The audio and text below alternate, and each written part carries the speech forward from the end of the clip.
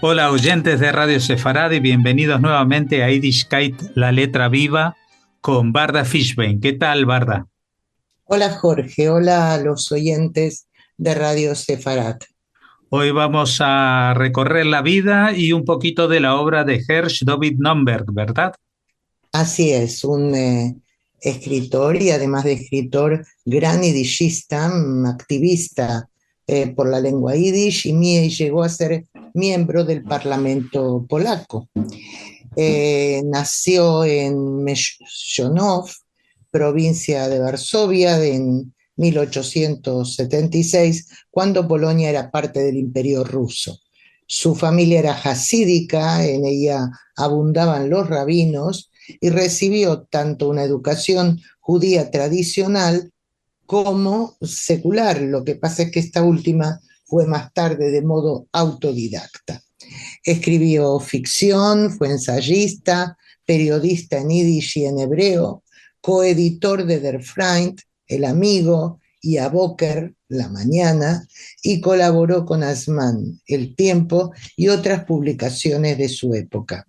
Sus obras completas se editaron en 5 volúmenes en Varsovia entre los años 1908 y 1911. En Varsovia, Nomberg perteneció al círculo de Pérez, que fue el que lo impulsó a escribir en yiddish, ya que comenzó escribiendo en hebreo. Aparte de su trabajo literario, junto con Pérez, tuvo un papel relevante en la conferencia sobre el yiddish y el yiddishismo que se celebró en Chernovitz en 1908, donde se confrontaron las posturas de hebraístas e yiddishistas y se adoptó una resolución de compromiso que proclamaba al yiddish como lengua nacional de los judíos. En 1910 se dedicó sobre todo, dejó un poco de lado la literatura y se dedicó sobre todo al periodismo y la política y fue uno de los fundadores en 1916 del llamado Volkspartei o Partido del Pueblo, que proponía la consolidación de los derechos autonómicos judíos dentro de Polonia, aunque tampoco se oponían a la emigración a Israel. Fue miembro delegado de su partido al Parlamento polaco de su tiempo, el Sejm, entre 1919 y 1920. Pero incluso en esa época del todo no dejó la literatura, sino que, por ejemplo, escribió en 1912 un drama llamado Die Mishpoche, La familia, que se representó muchas veces, y además de esta obra también se interesó en el teatro como crítico. Nomberg fue una figura criticada porque el sesgo controvertido de sus personajes o por su lenguaje. En la prensa, en ocasiones se lo comparó con los protagonistas sobre los que escribía, que eran gente falta de ética y irreverentes, insolentes. A esto quizá contribuyó su reparo hacia los movimientos literarios progresistas como el neoyorquino Die Junge, Los Jóvenes.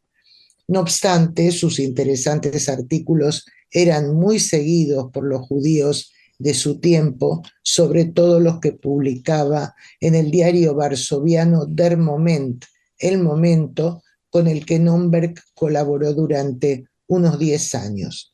Durante mucho tiempo presidió la Sociedad de Escritores y Periodistas Judíos, que se conocía por la dirección donde se hallaba. La gente decía, vamos a Tlomatsky 13. Los escritores se reúnen en Tlomatsky 13, que era la dirección, que fue un centro de cultura de Varsovia en Yiddish muy importante hasta que los nazis lo arrasaron. El autor murió en Varsovia en 1927 y fue enterrado muy cerca de su mentor, de Pérez. Eh, Su entierro fue acompañado por decenas de miles de lectores y por alguna misteriosa razón, su lápida fue de las pocas que se salvaron de la destrucción que los nazis hicieron en el cementerio judío de Varsovia.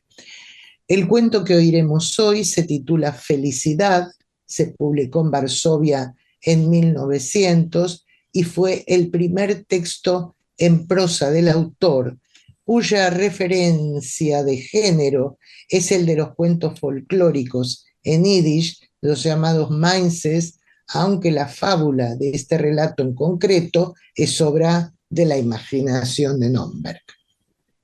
Así lo tituló el autor, La felicidad, un cuento de hadas. Cruzando el espacio infinito a través del enorme cosmos, voló un ángel. Durante muchos años sus alas no habían descansado. Durante muchos años había volado y volado sin pausa. Siempre que se encontraba con un sol, una estrella o un cometa perdido, se detenía y preguntaba: disculpe, por favor, ¿sabría decirme dónde encontrar la Tierra? Y cuando le respondían no, continuaba su vuelo. No quería perder ni un minuto, ni un segundo siquiera. Hacía años ya, muchos, que había oído sobre la horrible situación de los desdichados terrícolas, de lo difíciles y penosas que eran sus vidas, y su corazón angelical sintió una enorme compasión. Se postró llorando ante el trono divino y rogó por la felicidad de los humanos. Dios oyó la plegaria del ángel y le confió la felicidad para que se la otorgara a los infortunados habitantes de la tierra. Desde entonces, el ángel vagabundea, descendiendo del séptimo cielo, atravesando soles, estrellas y cometas, buscando la tierra. Sostiene la felicidad en su mano derecha y sus alas blancas se mueven con destreza en el cielo. Así han ido pasando miles de años en los que el ángel ha volado por millones de sistemas, pero nadie es capaz de decirle dónde está la tierra que aloja a los infelices habitantes. En ocasiones, el ángel derrama una lágrima. ¿No estarán sus resplandecientes alas alejándolo de la tierra? No obstante, como se trata de un ángel, no derrama lágrimas por su largo exilio ni por su interminable e inútil tarea, sino por los pobres humanos que añoran y luchan por la felicidad que él porta en su mano derecha. Dime, por favor, ¿no sabes por casualidad dónde está la tierra con su gente infeliz? No, le responden. De modo que su vuelo continúa, espoleado por su idealismo. Mientras tanto, la tierra va envejeciendo y renovándose. Van y vienen, se suceden y desaparecen civilizaciones, ideologías y religiones, pero sigue reinando la miseria. Y los desafortunados humanos se quejan. ¿Dónde puede hallarse la felicidad? Cierta vez, un astrónomo anciano observaba un cometa errante sin apartar la vista de la lente de su telescopio durante un tiempo larguísimo, siguiendo cada movimiento del cometa.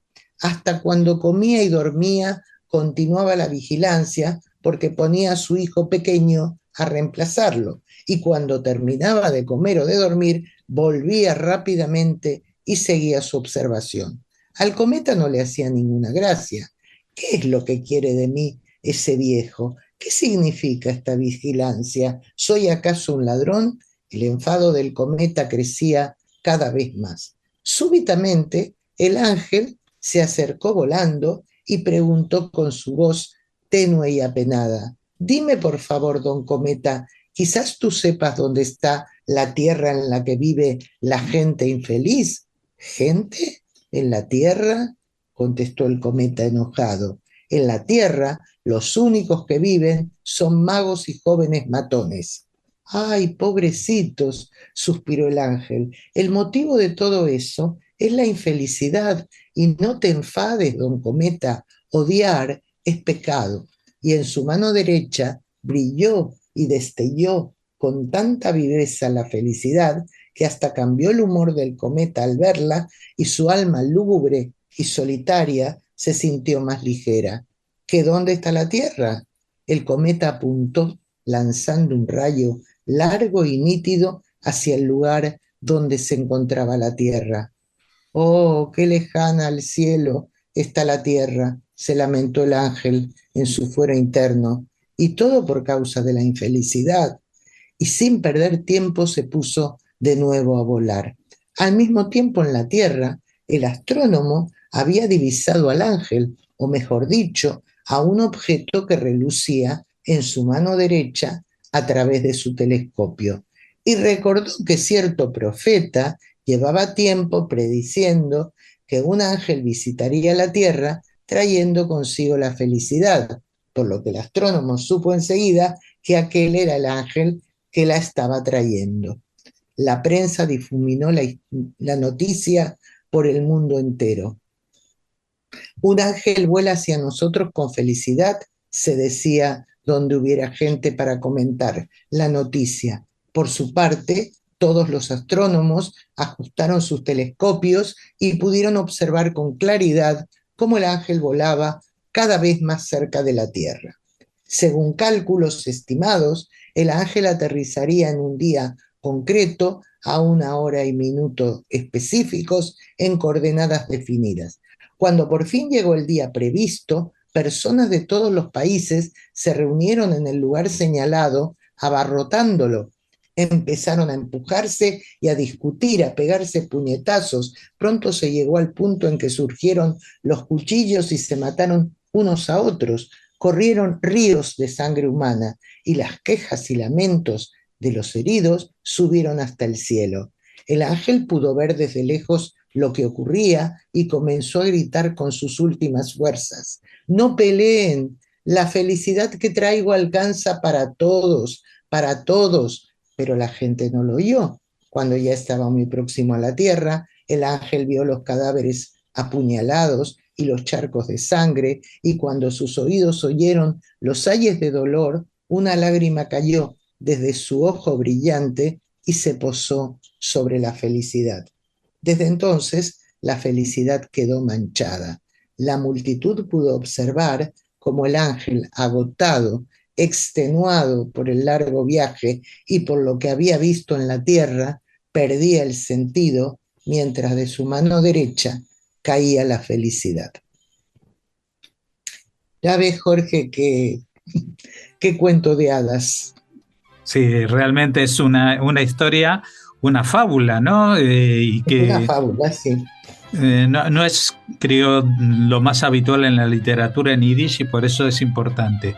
Muchas gracias por habernos atendido y presentado a este escritor y a su obra. Hasta la próxima. Hasta la próxima, Jorge.